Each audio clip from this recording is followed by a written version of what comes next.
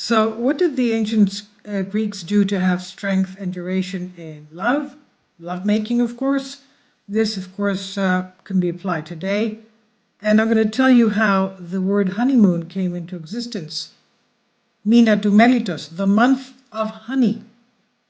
Now, it was a tradition that men and women would get married, they would start a family. So the father of the bride would give the groom a month's worth of honey for him to be eating. And it was the obligation of the bride's father to supply the honey to the groom. And the groom would take honey every day in order to make sure that he was fortified enough for his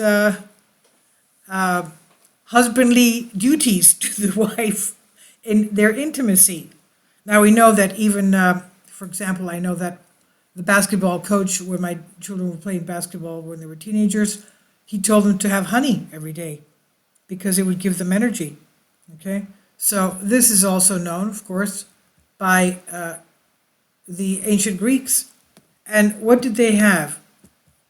What else did they have? Something that would act as good as Viagra. Now, I have to give your attention to the fact that this is purely informational, okay?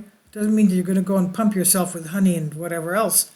So in ancient Greece, the concept of marriage and the habits of the couple within it were completely different from today's. In some cases, the woman's role was very difficult, and the way she had to get close to her partner was, not that, I don't know, cultural as it is today.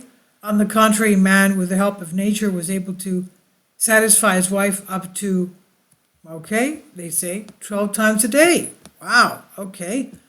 So this is what they used, honey and pepper.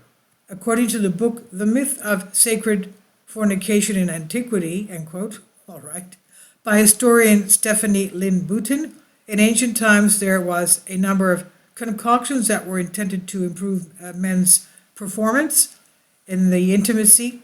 Some of them gave them the ability to have a permanent stimulation. Honey combined with pepper was one of the most common and effective preparations. Another secret of the lovers at the time, as we read on, was an Indian plant that caused strong stimulation on a daily basis.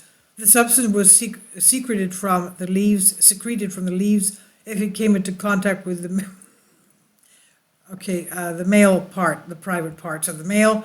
The man could have having intimacy with his wife up to 12 times a day.